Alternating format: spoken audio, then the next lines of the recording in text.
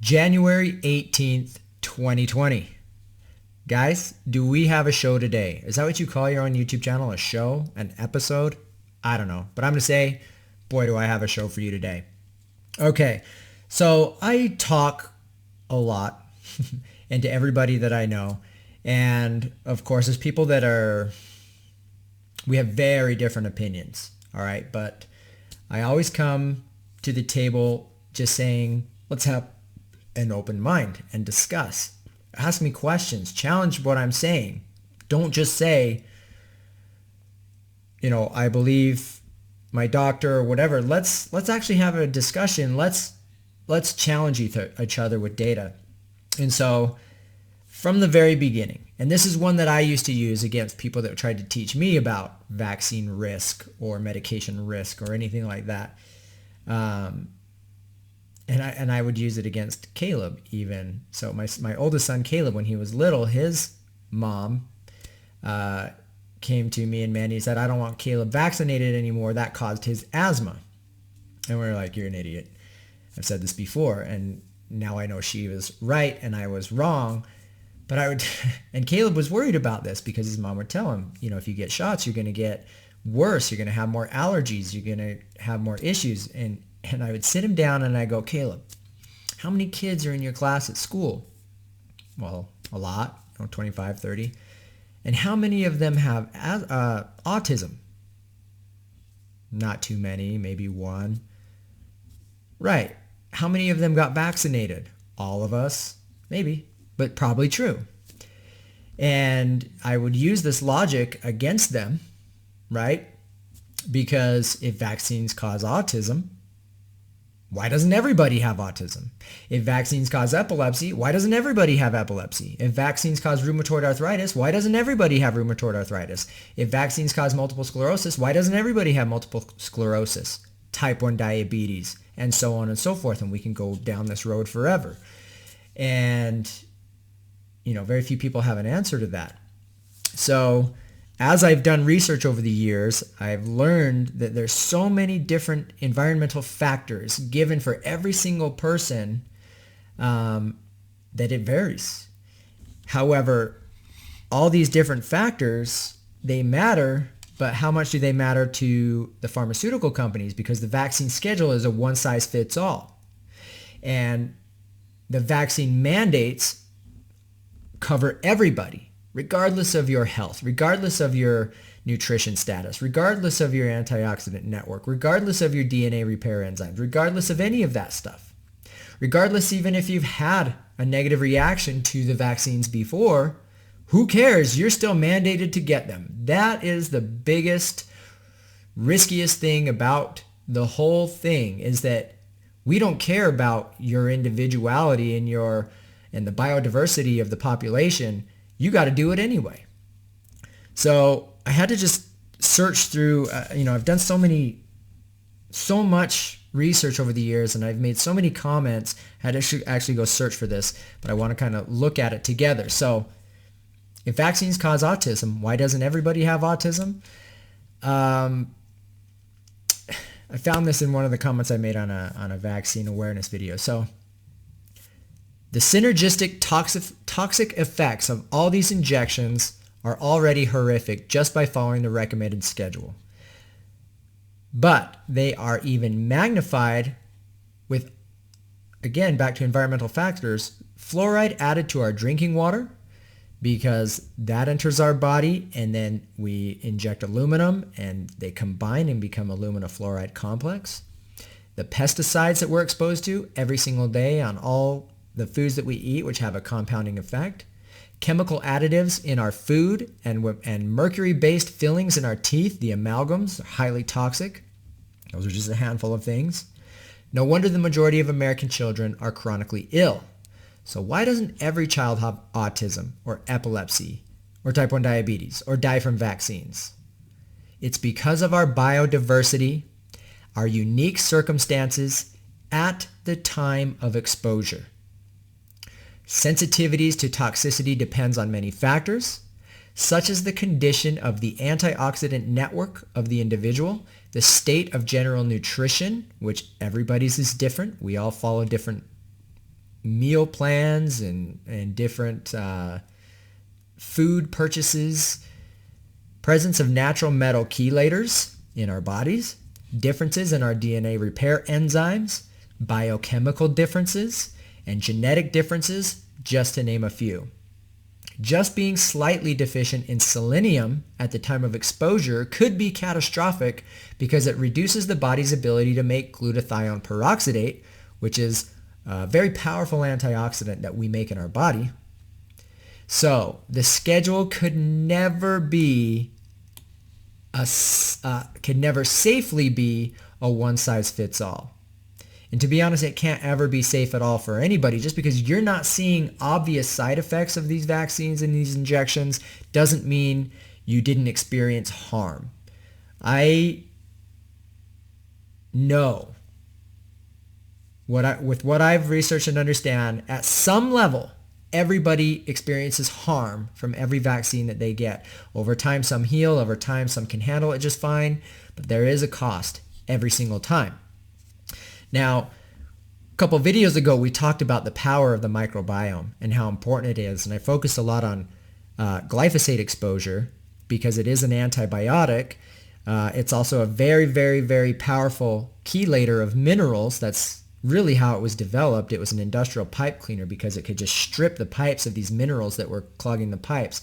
It's doing that in your body. It's pulling out all your essential minerals and electrolytes, as well as killing and destroying your microbiome. And we talked a bit about microbiome, I went back to my microbiome playlist, and I had been watching the one that I recommended you guys go watch, and then I saw that there was a new video that just came out. So I really, really, really highly recommend that you all go watch this. This is from the University of California Television, UCTV. This was posted just a few weeks ago, about a month ago. The Human Microbiome, A New Frontier in Health. And this video was amazing. Amazing. Once you watch it, it really, there could be a cure for many diseases. Asthma, allergies, depression, pneumonias, arthritis, cancer, kind of all these things that also tie back to vaccine injury. These can be predicted by the microbiome of a baby when it's born. Okay? Fantastic video. And I've always said there's no cure for anything. It's all about lifestyle. And it really is. And that's very true. But what they're finding is how important your diet is through pregnancy, the microbiome of mom. The microbiome contributes to the amniotic fluid. There are little pockets of bacteria that are tightly bound together. It's very sparse, but it's there. And this is the beginning of baby's microbiome, but not the true foundation of it.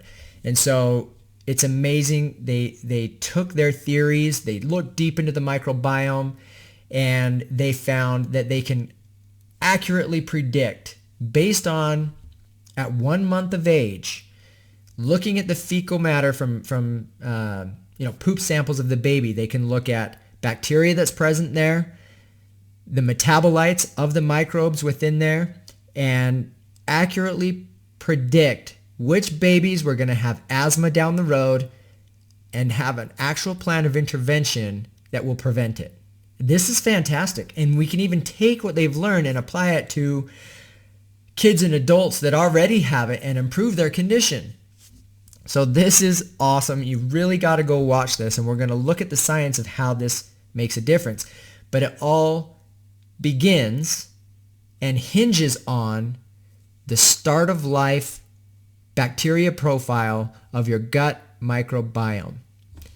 And what affects that? What is going to be the seed or the beginning of the baby's microbiome? I already said a couple things. Mom's diet matters, right? Because if she's eating conventional processed foods, she's destroying her own microbiome.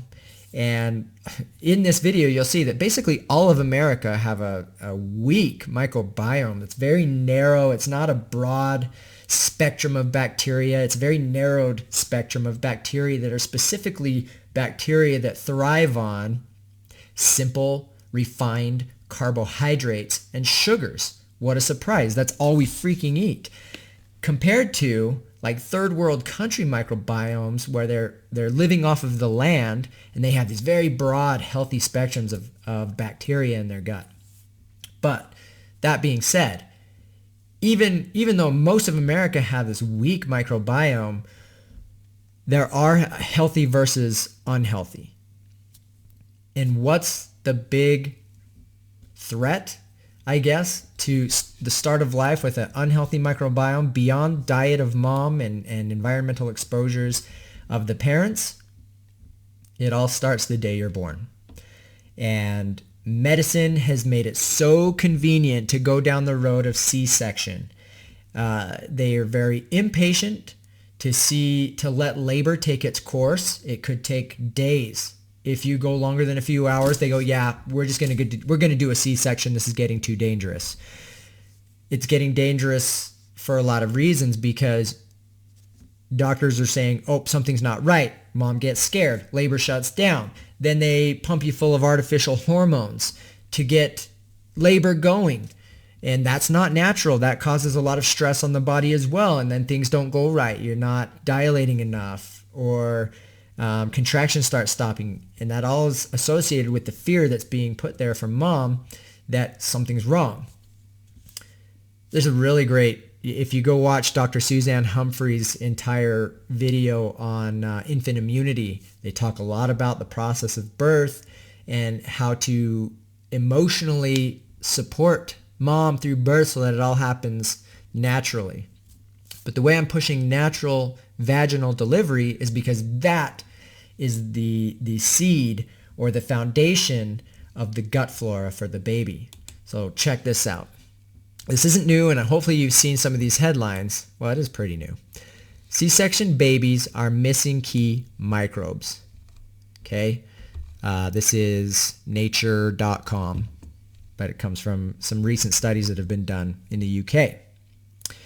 The study, which analyzed nearly 600 births in the United Kingdom, did not look at whether these microbial differences can affect health later in life, but the presence of disease-causing bacteria is a concern. And then we'll look at where the data does show that it absolutely hinges on disease later in life. Okay. Vaginal seeding, distinct differences. The difference between their gut microbiota was clear-cut.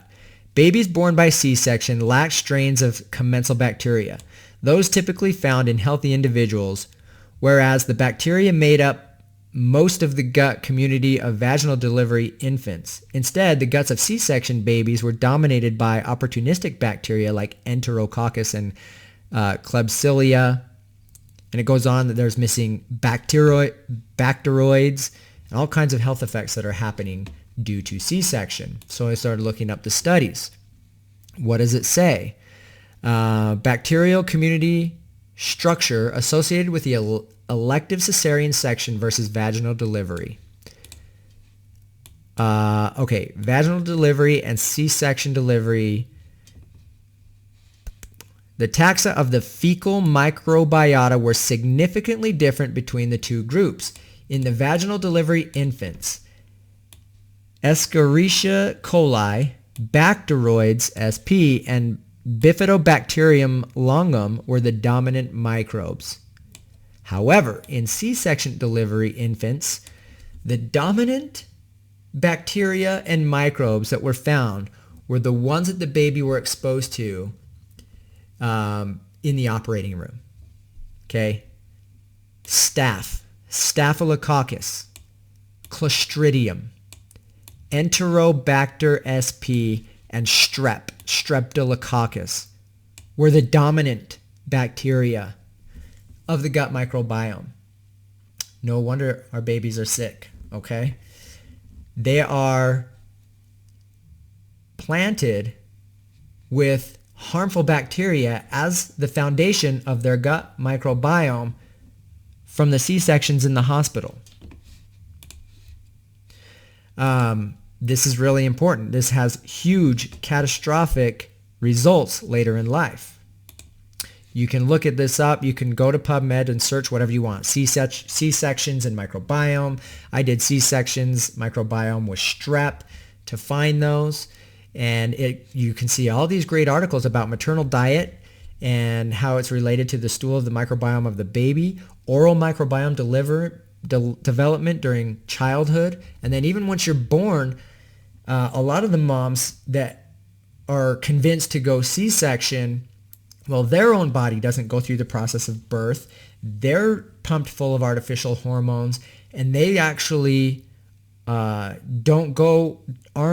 naturally triggered to produce the breast milk. All of the functions or all of the events of a vaginal delivery is what gets that milk production going. And when you use Pitocin or oxytocin, which are synthetic hormones, that actually blocks your milk production as well. So more and more moms, and this is no fault of theirs, are unable to breastfeed. And this is a big hindrance to the growth of the gut microbiome, because a lot of the lactobacillus and everything of those important bacteria come from the breast milk. Again, breast is best because it's natural, and natural is better. It is. Human milk microbiota. It goes on and on. You can go through and do this research yourself. That's not the point. I'm just pointing you in that direction. I want to go back to this presentation where they're now saying, hey, if we can get ahead of this, knowing in advance whether the baby was born C-section, whether it was vaginal delivery, and we can take a look within weeks of birth and say, what are the bacteria profiles of the baby? Then we can start supporting the missing microbes via probiotics, prebiotics, and even fecal matter transplant. You start putting in the right bacteria, and you can prevent any of these diseases from actually showing up later in life. And man, this was so exciting to me, because Caleb did get asthma after his kindergarten shots. And he's had asthma his whole life. He's relied on, the albuterols and the steroids, which are detrimental to the body as a whole, but he has to use them to control the inflammation in the airways.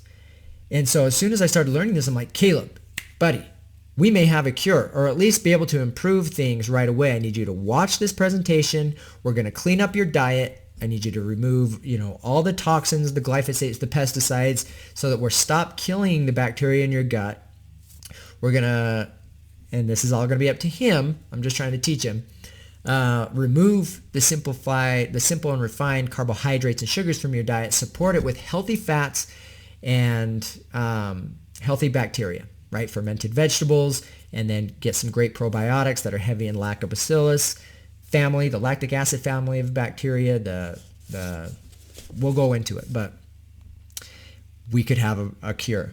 And so then I'm like, wait a minute. I've been preaching that this is all due to vaccines, not due to the microbiome, right? Exactly. That's what I said. And so then I got thinking, okay, hold on. Is it vaccines or is it bacteria? If the bacteria that's there can control the future diseases that are going to appear later in life, is the bacteria having an effect on the vaccine reaction, right? Because all these other things, antioxidant network, DNA repair enzymes, biochemical differences, genetic differences, all these things, all these variables tip the scales one way or the other toward a vaccine adverse event or toward immunity. Is the microbiome another one of these that actually controls vaccine reaction? So I jumped into a lot of the studies that are there, looked at some of the studies about the microbiome in childhood asthma, because that's what I was learning about in the video. We talked about the gut-brain axis, the microbiota, and neurotransmitters, and how depression and anxiety and all these things hinge on the proper bacteria in the gut. Well, check this out. The role of the microbiome in asthma, the gut-lung axis. There's all these different axes in the body from the gut microbiome to proper function of different systems, and the lungs has it. Again, you can go look at these studies yourself. We don't have time to get into it. I'm just pointing you guys in the direction. The role of the microbiome in asthma and the gut-lung axis, it's huge. What it comes down to is, depending on those different bacteria, their metabolites, after they're processing the foods you eat, are pivotal to either inflammation or anti-inflammatory. And so there's specific lipids that these, we'll call them bad bacteria, that asthmatics have in their gut, are mass producing these lipids that end up in your lungs and in your bronchial tubes that are highly inflammatory. And you rely on these steroids to reduce the inflammation. Well, if we can just alter the gut microbiome and replace those bad with the good, you're going to have less of that lipid production and be able to no longer have these symptoms of asthma. It's pretty cool. This is awesome. So then I searched, okay, there's got to be some type of influence between the bacteria profile and a vaccine response. And there absolutely is. So the influence of the intestinal microbiome on vaccine responses. There is a substantial variation between individuals in the immune response to vaccination. The intestinal microbiome plays a crucial role in the development and regulation of the immune system, and therefore its composition might affect how individuals respond to vaccines. In this review, we summarize studies that investigated the influence of the intestinal microbiome on humoral and cellular vaccine responses. To date, and this is new research, guys, there's only been 4 studies, 3 in infants, 1 in adults, that's investigated the influence of the intestinal microbiome on vaccine responses. All found an association between the intestinal microbiome and vaccine response. Despite the heterogeneity in study designs, including different vaccines, different vaccine schedules, the timing of collection of the stool and blood samples, analysis methods, and reporting of results on different taxonomic levels, findings across the studies were very consistent. A higher relative abundance of the phylum Actinobacteria, oral and perinatal vaccines, didn't matter, and firmicutes or oral vaccines was associated with both higher humoral and higher cellular vaccine responses, while a higher relative abundance of the phylum Proteobacteria and Bacteroidetes was associated with lower responses. Further, well-designed, adequately powered studies using whole genome sequencing to include the influence of your virus population, fungus population, parasite population are all needed to investigate in more detail the influence of the intestinal microbiome on the vaccine response. It gets deeper. Again, these studies are very recent, only a few months old. Role of the microbiota in modulation of vaccine immune responses. The human immune system and microbiota co-evolve, and their balanced relationship is based on crosstalk between the two systems through the course of life. This tight association and the overall composition and richness of the microbiota play an important role in the modulation of host immunity and may impact the immune response to vaccination. The availability of innovative technologies such as next-generation sequencing and correlative bioinformatics tools allows a deeper investigation of the crosstalk between the microbiota and the human immune response. It goes deep and deep and deep and talks about the different vaccines that are used, all the different factors, again, the different types of bacteria that are causing issues, and these are the ones that show up with C-section babies. And even if it's a vaginal birth, how clean is the operating room? And because the baby, whether they're still going to get that good bacteria from mom, but they're still going to be exposed to the bad from the hospital. Strep, Clostridium, all these different things, they all make a big difference. The crosstalk between the systems, it goes really deep into how it all works. T-cell response and natural infection, you get a high T1 response with the memory cells. Vaccine response is very high in the T2, especially with the adjuvanted vaccines with aluminum. You get this highly reactive response. It's a very high in the T2 response, which is an inflammatory response, and we're training the immune system and the microbes and everything to have that T2, to lean toward that Th2 response. You can go read these. This is just a great visual here. Here's the individual's vaccine immune response. But every single one of these are factors upon factors upon factors that could take the vaccine response this way or that way or this way or that way. And this is just a really good visual to help you understand the vaccine program is not safe. Vaccines are not safe. They cannot and never will be able to be a one-size-fit-all thing. It should never, ever, ever, ever be mandated on anybody, because you should have the right to choose out of this risk and go with nature, because our body knows what to do with these infections naturally, with the proper nutrition, with the proper tools, with the proper swords, right? The antioxidants, the vitamin C's, the nutrition, okay, the tools, the weapons. Look at this.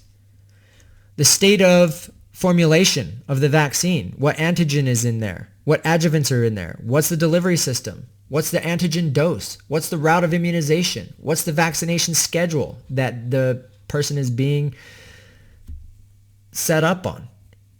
Birth, 2 months, 4 months, 6 months, 12 months, 18 months, 2 years, right? What's the person's age?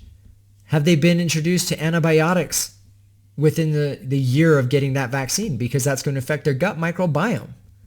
Chronic infections, do they have them? Most people do. Environment, gender, hygiene conditions, probiotic use, nutritional factors, all affect the microbiota. What's your age, your genetics, your existing disorders within your immune system? So many factors. They don't give a shit.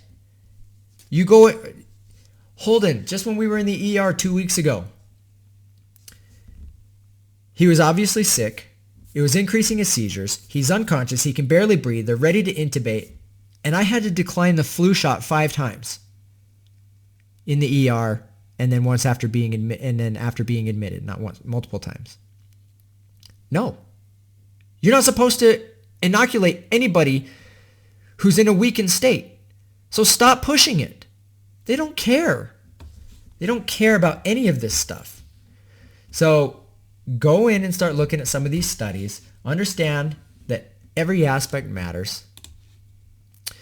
You can search all this stuff. I searched microbiome and vaccination, and we're starting to learn that another key factor to the vaccine response depends on so many different things beyond genetics. One of them is your microbiome. And then, of course, well, how is this affecting epilepsy? The gut microbiome and epilepsy. Huge. Okay, we looked at this a little bit with neurotransmitters that are being developed, with glutamate, with GABA. Glutamate we're getting from our diet. GABA is made by our microbes. And we've been doing the ketogenic diet perfectly, strictly, adhering to the ketogenic diet, me and Holden, for 2 months now. Now, we've always eaten clean. For years, we've eaten organic, non-GMO, clean, clean, clean. And of course, we watch glutamate intake, because with the brain damage from the aluminum, his immunoexcitotoxicity is very high and very, very sensitive to glutamate. And glutamate is the most abundant neurotransmitter. It's in all the foods. But when it's isolated in like a monosodium glutamate, or if you take proteins and isolate them down into a powder, whey proteins, peanut powders, different things like that, it's concentrated levels of free glutamates that are instantly enter the bloodstream and cause tons of seizures. So if you deal with epilepsy or seizures, you got to keep a close eye on chemical exposures, high glutamate levels in your food, anything excitatory. But I was looking at the gut microbiome for epilepsy. Of course, it matters, and we can dive into these studies, or you can jump in and read them. But then I was like, so what is it about the ketogenic diet that's supposed to help epileptics? Because we've been in ketosis for a while, but we haven't really seen any improvements yet in his seizures, right? And his gut microbiome is vastly different than mine. And we can tell because we eat the same things. We eat the same foods. What I make for him, I make for myself. And I stick to it because I fight skin cancers, cancer lesions all over my bald head. And so it's very important to me that I stay away from glucose, simple refined carbohydrates that can feed cancers. I want to be in ketosis and help my body fight the cancer. I don't fear cancer. I'm never going to go to a doctor for it. I'm all shiny today because I make some very potent cannabis-based salves that are very high in THC, because that helps actually kill cancer cells as well. And I'm winning the battle. It's a process. But what is it about the ketogenic diet that helps the seizures? What they're finding is, obviously ketones are great fuel for the brain. Okay, it helps with Alzheimer's disease, Parkinson's disease, all kinds of the neurological degenerative diseases. They do better on ketones. It's a better fuel. It's a more efficient fuel for the brain, for the heart. It's actually very healthy for you. But is it ketones that are helping control the seizures? What they're finding is it's actually more about how the microbiome is changing because of the dietary choices you're making. You're focusing on good, healthy, bioavailable fats, or nutrient-dense fats that are bioavailable, right? If you're taking in beta-carotene from plants like sweet potatoes and things like that, well, your body has to have all the mechanisms primed and ready to go to convert that to vitamin A, and very, very little of that actually gets converted that's used by the body. Okay, it's much better to find healthy fats, right? Ruminants like cows and sheep and goats, well, they eat the grass and they have multiple stomachs that are processing it, and their body has these vitamins already converted to retinol, right? And you get, that's what it means by bioavailable. When we eat these animals and they're fats and they're fat soluble, and some of the vitamins are water soluble, it's easily accessible for the body to use retinol versus beta carotene, because beta carotene has to be converted. I keep getting sidetracked. The anti-seizure effect of the ketogenic diet actually goes back to the changes of the gut microbiome. So here's what's happening. Holden's body is messed up. He has a horribly wrong bacteria profile, and he always has. He was born C-section. He wasn't able to be breastfed because of all the things that I just went through.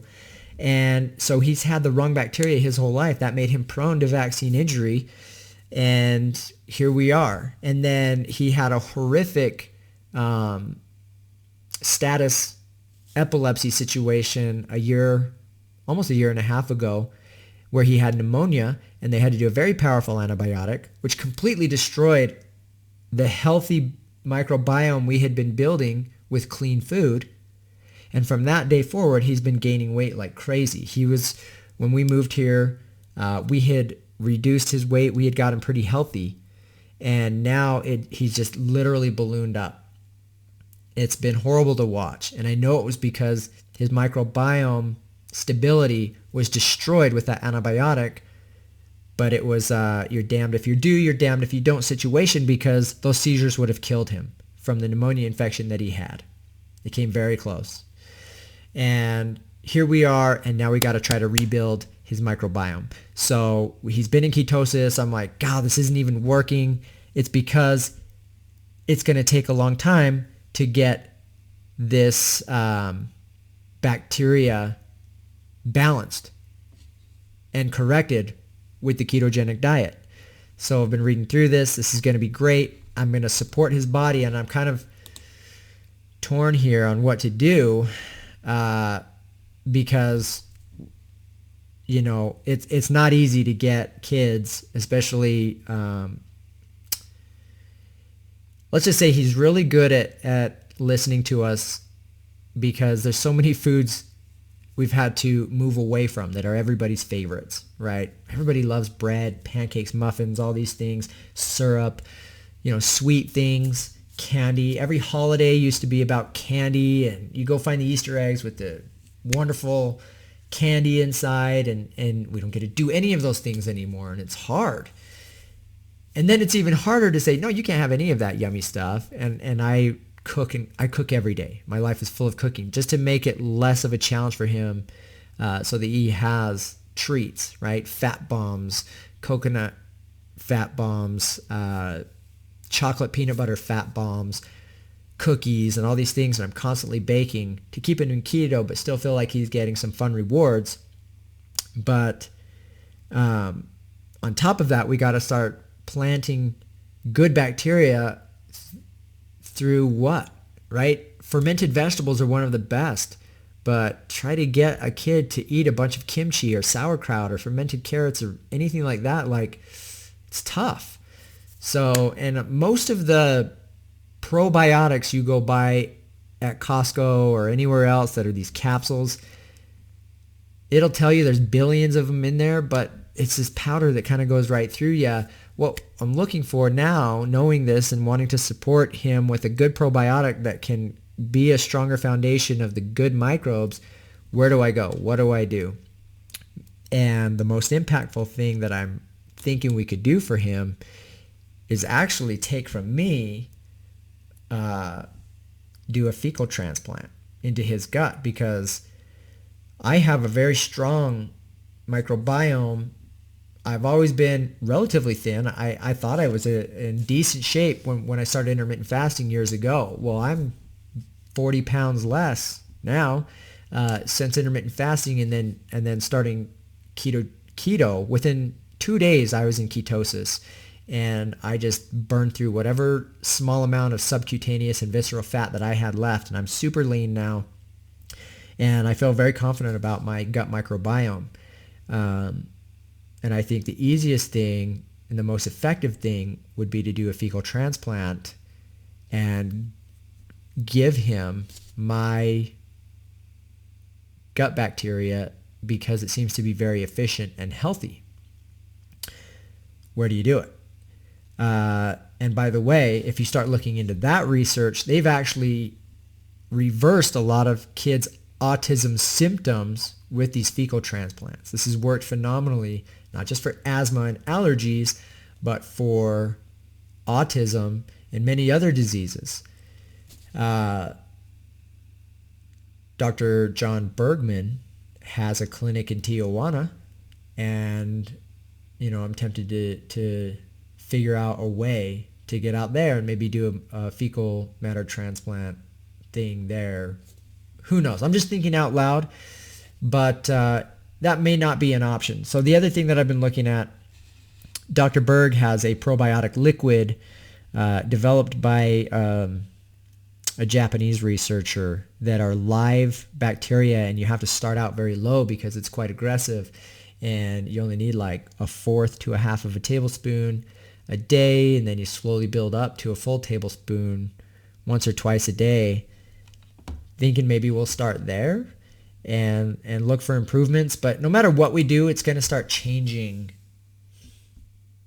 the status quo, which for him is almost always increased seizures. So I think we're going to have to work through increased seizures until we get some more of that positive bacteria going at a faster clip than just sticking with keto alone and waiting for it to slowly build. Because we do nutrient-rich vegetables every day. We do clean, healthy fats every day.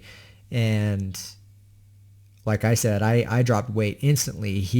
We're 2 months in, and he's not losing weight. We're not seeing seizure reduction. It's a slow changing process for his body. There's so much damage done, most of it irreversible. We're doing the best we can to support it. Cannabis has been a blessing at least reducing the fast pace of it all. But there's so much interest there that I have in the microbiome. So if you guys have any more input you want to send my way, great. I love the help from people. I think socialized communication in healthcare is the most impactful, right? I think if you're willing to share information, this is how cannabis has actually helped so many people, is through support groups. We've tried this, we saw this, we didn't see this, we've done this. Oh my heck, I never even thought of that. We're going to try it. So this is what I'm doing here, helping people. And you guys help me in return because I get ideas that I never even thought of. An interesting thing that I saw, I wonder if I can find it. But a lot of the therapeutic effects of cannabis actually ties back to the microbiome as well. Doesn't it all? Interesting though. Since we touched on cannabis yesterday, I want to just read through this one piece of this study here that says Cannabis Therapeutics and the Future of Neurology. And I love the way they talk about it here, because all you hear from doctors and on the news when it comes to using it as a medicine is, oh, we just don't have enough data. Well, this actually goes the other way and say this is one of the most promising things that's ever happened in neurology. Neurological therapeutics have been hampered by its inability to advance beyond symptomatic treatment of neurodegenerative disorders into the realm of actual palliation, arrest or reversal of the attendant pathological processes. While cannabis-based medicines have demonstrated safety, efficacy, and consistency sufficient for regulatory approval in spasticity in multiple sclerosis and in Dravet and Lennox-Gastaut syndrome, many therapeutic challenges remain. This will examine the intriguing promise and recent discoveries regarding cannabis-based medicines offer to neurological therapeutics by incorporating the natural phytocannabinoid tetrahydrocannabinol, THC, cannabidiol, CBD, their acidic precursors, THCA and CBDA, and cannabis terpenoids in the putative treatment of 5 syndromes, currently labeled recalcitrant to therapeutic success, and wherein improved pharmacological intervention is required. Intractable epilepsy, that's my son, brain tumors, people in my family, Parkinson's disease, Alzheimer's disease, and traumatic brain injury, TBI, as well as chronic traumatic encephalopathy, CTE, which affects 100% of football players. Current basic science and clinical investigations support the safety and efficacy of such interventions in treatment of these current intractable conditions that in some cases share pathological processes and the plausibility of interventions that harness endocannabinoid mechanisms, whether those are mediated via direct activity on the CB1 and CB2 receptors via THC, or peroxisome proliferator activated receptor gamma, CBD, or even nutritional approaches using prebiotics and probiotics. It continues to go back to a healthy and comprehensive bacteria profile in the gut. The inherent polypharmaceutical properties of cannabis botanicals offer distinct advantages over the current single target pharmaceutical model and portend to revolutionize neurological treatment into a new reality of effective interventional and even preventative treatments. I love to see that science is going this way because it's following the fact that nature has the solution. It's there. We just need to pursue it. It's pretty fantastic. And if you guys want to stay caught up on the science, I highly recommend you follow, and I follow him on LinkedIn. I follow him on Instagram, but Dr. Benjamin Kaplan of the CED Foundation. This guy is an MD, and he is probably the most objective cannabis researcher, medical professional that I've ever followed. So, and I think that's important because a lot of people that start following the science of medical cannabis become very one-sided. Like, it's a miracle, there's no downsides, whatever. There can be downsides. And this is one physician that is objective. Very important. I love following him on social media because he's constantly, here's a new study, here's the new study, here's the newest information. And cannabis got him going down this natural path, but now he's looking heavily at terpenes and how they affect us, flavonoids and how they affect us. And guess what? Dr. Blaylock's been looking at that information for decades, and more of the science and biochemistry supports the fact that everything we need is in our food. It's in our food. The flavonoids, the terpenes, the antioxidants, everything, the vitamins, the nutrients. We just have to know how to eat right, when to eat, what to do. We manage our hormones. Anyway, this has been a long video. Just wanted to share the fact that there are potential cures, and it all comes down to lifestyle. And the microbiome is amazing. It's so important. We need to understand the consequences of these interventions and what's happening. C-sections. Are there circumstances where it absolutely needs to happen or mom and baby could die? Yep.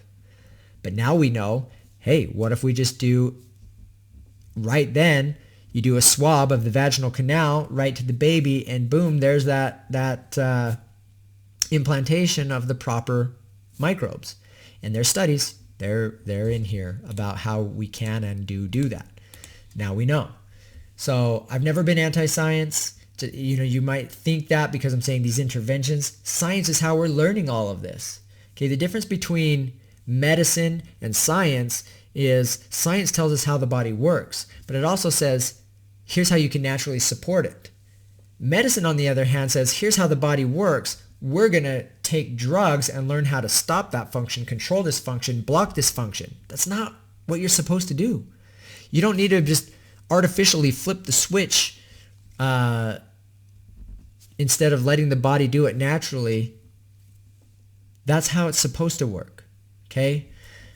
Anyway, I'm going to get out of here and go spend some time with my family. Thanks, guys. Bye.